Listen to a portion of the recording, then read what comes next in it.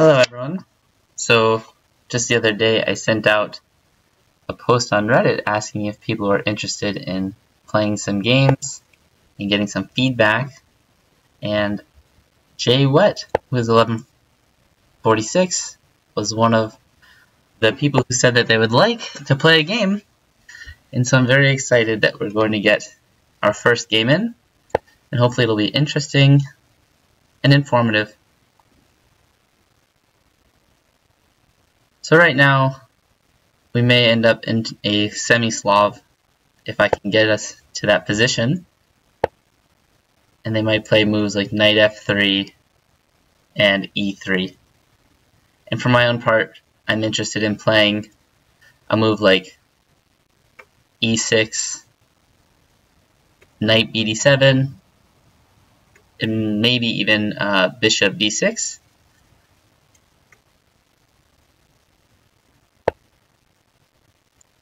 Okay, so they're kind of delaying. There's kind of this waiting move with queen c2, and I think this goes into the anti-Marin.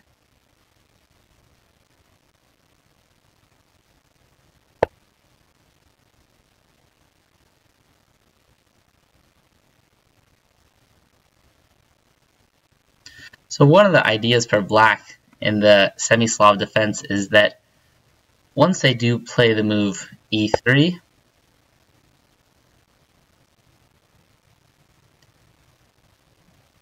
White doesn't want to develop this bishop necessarily without black first having captured the c-pawn. So if white moves the bishop first, black then typically will want to capture, and then white will have to spend another move to recapture.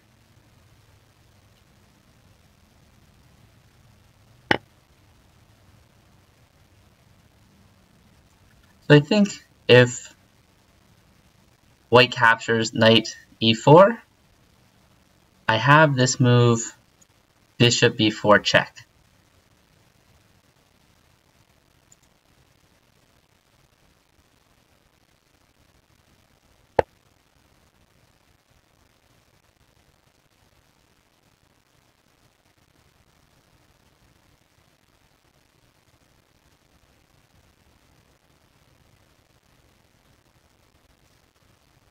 Okay, they opt not to take back. So what can we do instead? We want to develop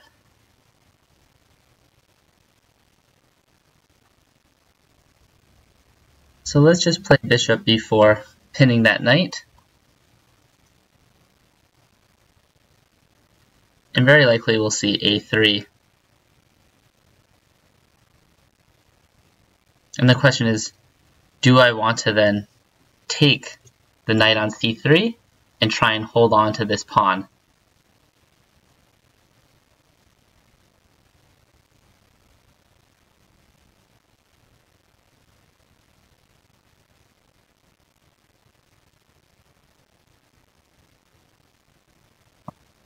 If white plays a3, I do have this option of playing queen a5, and notice that white cannot capture then my bishop on b4 because I could then take the rook.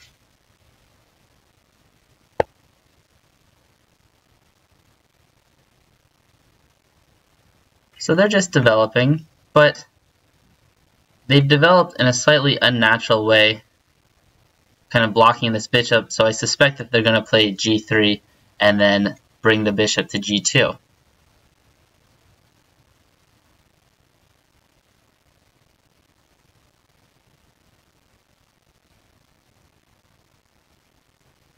Or they may also just castle queenside.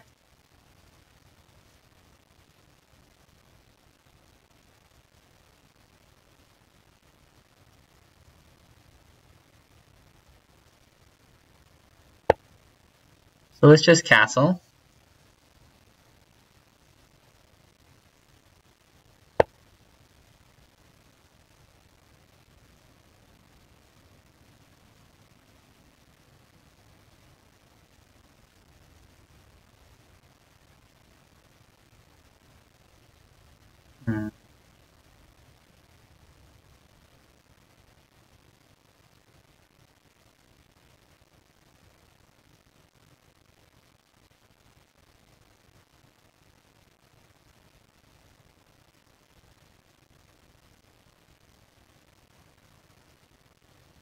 Okay, so if I were to go queen here, and then they do end up castling, then they may have this idea of getting b4. And I do it, let's say, okay, so let's go, I go queen a5, they somehow are fiend-kettoing their bishop, and then the threat of actually taking my pawn, my queen, the bishop, is on after they castle, so I would then need to kind of remove my bishop from this threat. However, then they're going to get this move b4 in, and they have a very strong queenside push.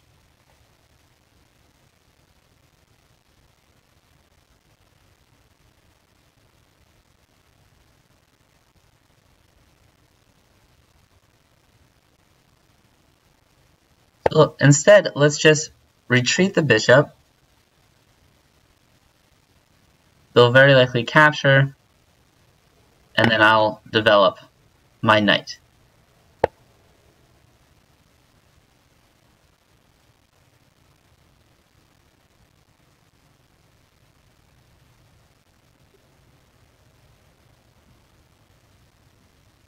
I think so far white is playing well.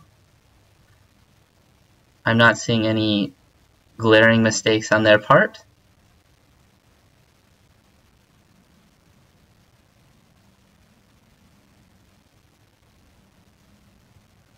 I kind of anticipate this move knight e2 to c3, which would make sense.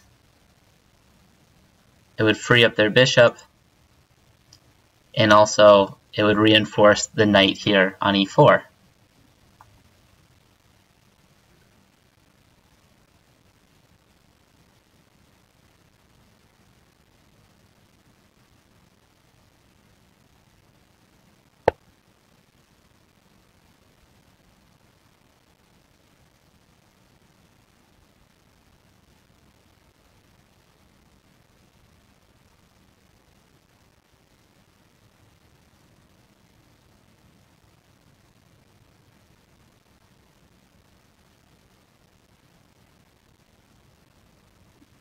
So if I take the knight here, the bishop will capture e7,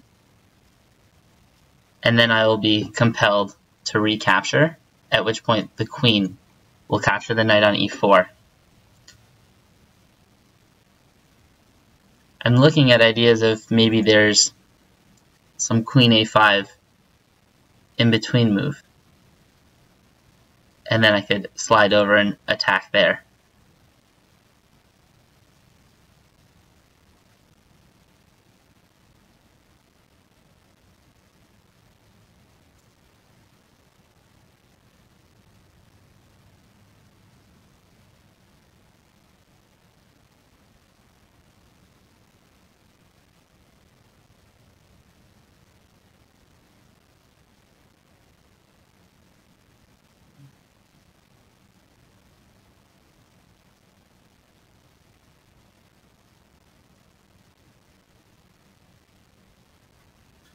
So if I go for this exchange, I would be giving up my good bishop,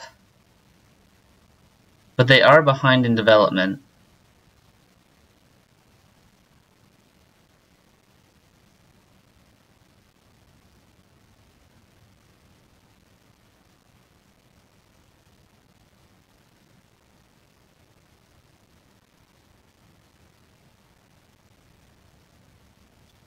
But I think in the interest of time, I will recapture, or I'll capture the knight and go in for this trade.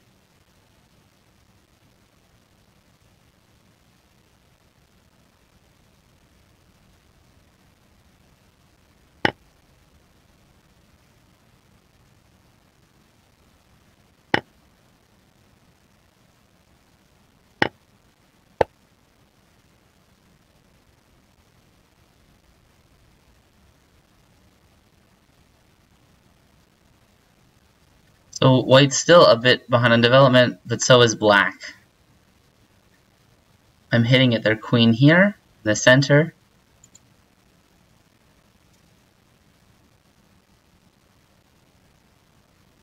probably my biggest need in my position is I need to develop my bishop, and similarly they also need to develop their light square bishop and get castled.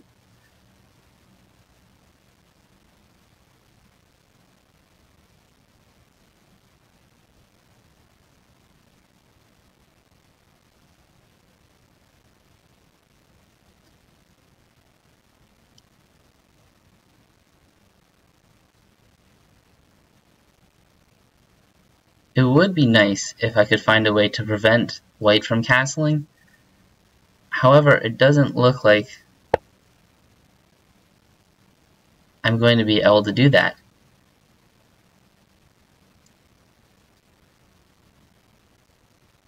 So let's break in the center and try and exploit the fact that white is a little bit behind on development.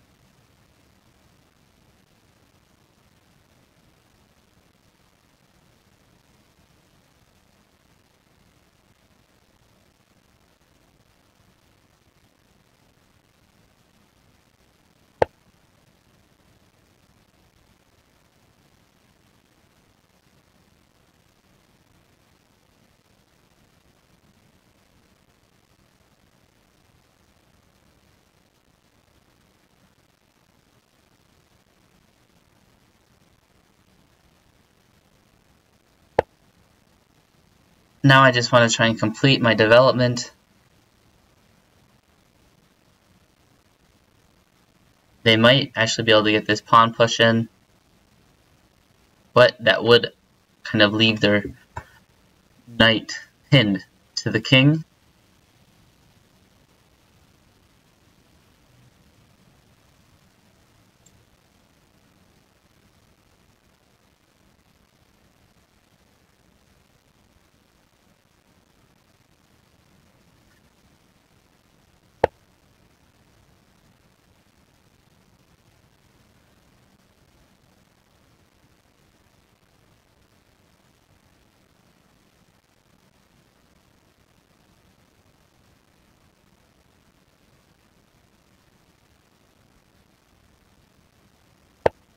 Okay, just further trying to improve my pieces. Notice that there's kind of a fight for this square here going on. So the knight, the rook, and this pawn are all guarding the square. So maybe white has an idea of getting this pawn pushed in, whereas I'm trying to defend this square with my knight, bishop, and pawn, and also this tactical resource that if the pawn does push and I were to capture the pawn, that would be a discovery on their king.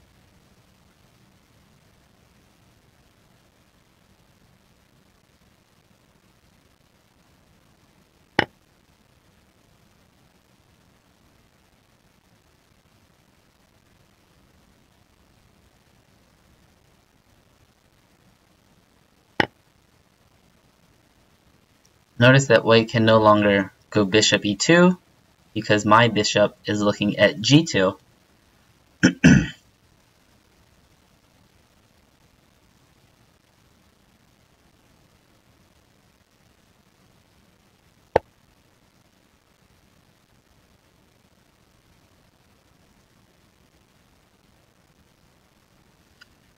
This might be a mistake because now I think I can go queen e5, give check, and if the queen goes here, I can recapture, and I'll be hitting the knight at the end of this, or if the bishop goes to e2, I can simply capture the g2 pawn.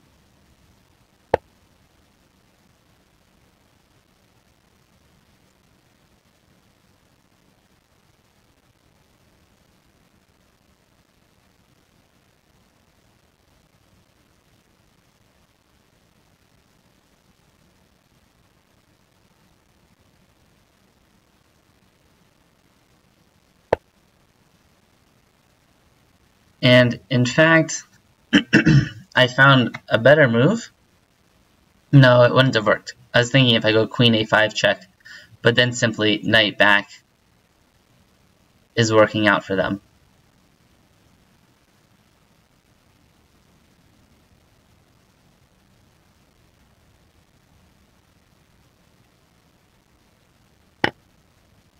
So my play is aimed at keeping white's king in the center right now.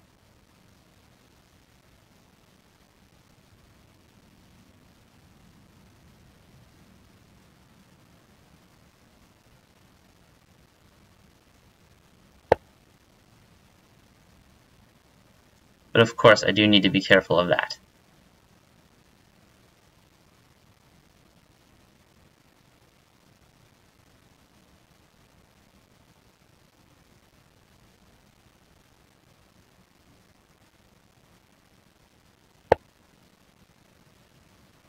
I can move my bishop here to f3 because there is a pin.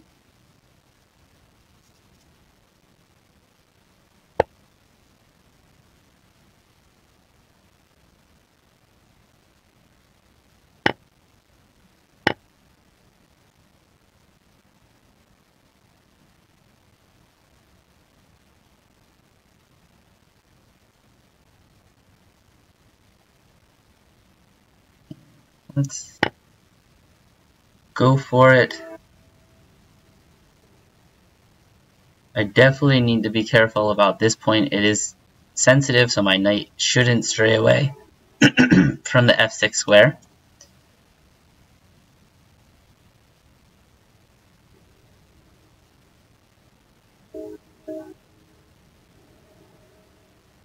And I think I would like to start to try and trade down pieces and get into a one endgame.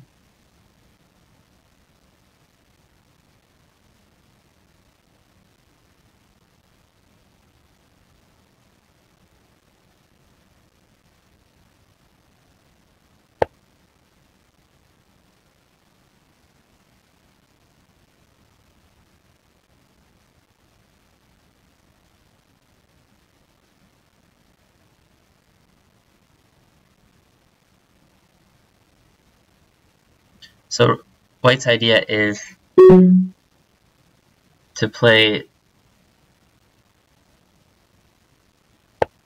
rook g5. So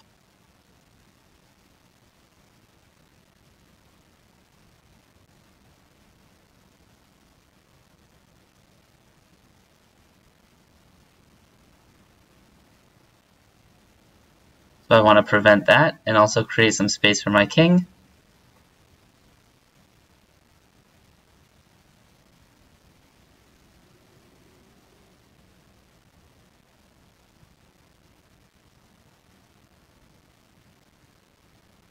If the queen goes here or here, I think I'll bring my queen back to e5, kind of guarding this square against invasion.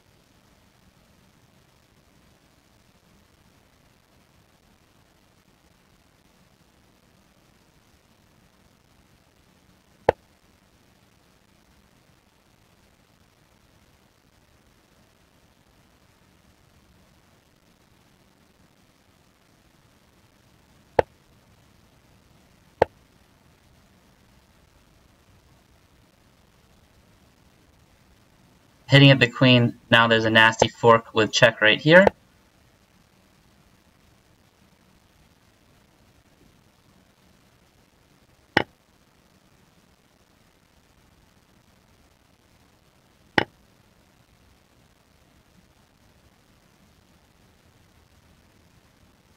And I think I'm holding everything together.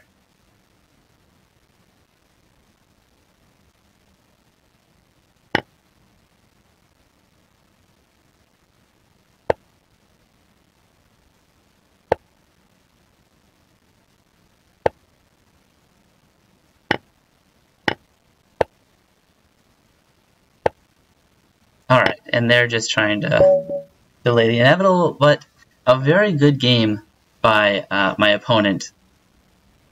Let me just tell them good game. Yeah, very resourceful play. And I think they did good. If we go back, I was a bit taken back that after I captured the pawn that they chose to develop and maybe play this, not in a gambit style, but they're just delaying the recapture. And certainly here I was just trying to figure out all the problems on my own without any previous knowledge. I felt that if White wants to play this move, knight ge2, they need to consider the development of their bishop, because when you put the knight here, as I mentioned in the video, you kind of block this bishop in. So maybe White's idea should have been to play g3 and to get the bishop to g2 and to complete development and to castle eventually. I think the fact that they were never able to castle is really what was their downfall in the end of the game. Let's see some other moves. Yeah, here I think White is doing just fine, and maybe instead of bishop g5, this move, not that, knight ec3 would have been better. It would have, if you didn't want to go with this fianchetto bishop, you could then think about developing your bishop to, let's say, e2 or d3, and then castling. So I think that may be a slightly better move than what was played, bishop g5. It's possible that my response is not the best response, because it's just simplifying. And now, what have I conceded by going into this exchange? Well, I gave up my good bishop. So my dark square bishop is my good bishop because my pawn structure is kind of being established on light squares, and my light square bishop is being hemmed in by them. So when I give up my dark square bishop, I'm kind of maybe not necessarily fighting for a win here.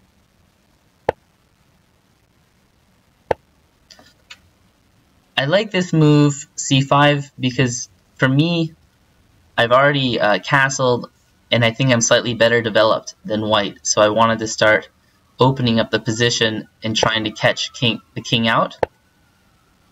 Again, I'm just developing, whereas White's trying to maybe hold on to a pawn in a manner that they don't need to, because if I do actually, let's say, capture here, they can just recapture with the knight.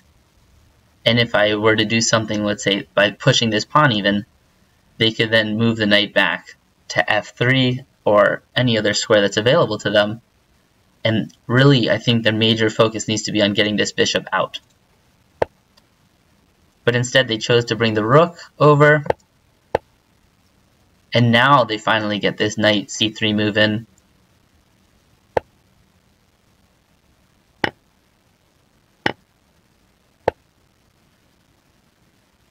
One idea I was considering was playing queen a5 here, but my concern was they could just play knight c3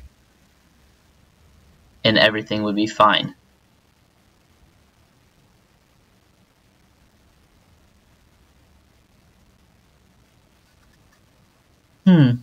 I wonder if after knight c3 I could even consider playing bishop a4, hitting at both the queen, skewering the rook and queen. But in response to that, they might just have this b3. That would leave them with this weakened pawn here, but I don't know if I would be able to fully exploit that. As the game went on, White now is compelled to move the bishop to e2, otherwise they would be losing the knight here after a queen exchange. But in having to move the bishop to e2, now their king is forced to remain in the center for the rest of the game, and I won the pawn on g2. And now I'm just interested in kind of keeping my position stable without getting checkmated. And in fact, I do eventually win another pawn.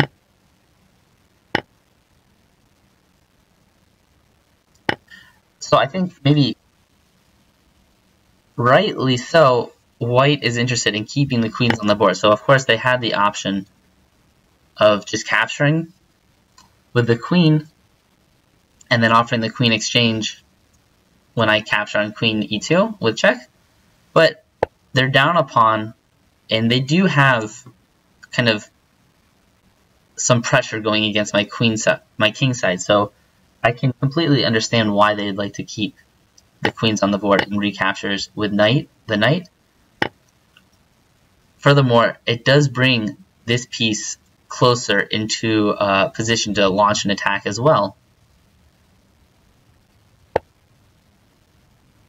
So here, I'd say I'm really starting to feel some time pressure.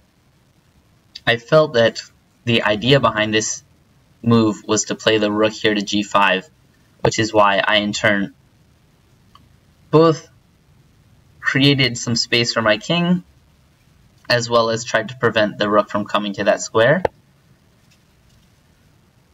I can admit that in the heat of the moment, I didn't appreciate the intention of this move, rook f4, but now it's very clear to see that they simply want to capture here, and because this rook is pinning my pawn, I couldn't recapture, so I wouldn't be able to do that capture. And that's a very good tactic for someone at this rating to see under this time pressure. So I kind of went into a bit of blitz or bullet mode, and I was trying to just obstruct white's vision of my king side with pieces. And this, unfortunately for them, walked into a fork, but I think at this point we can't say it's like a matter of skill, but rather just who's spotting tactics and who is kind of missing them.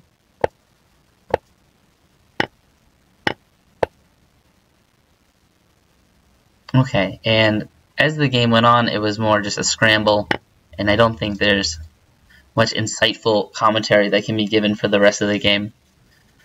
Thanks for watching. I hope you gained something from this. Please feel free to give me some feedback and let me know what more you'd like to see. Thanks. Bye.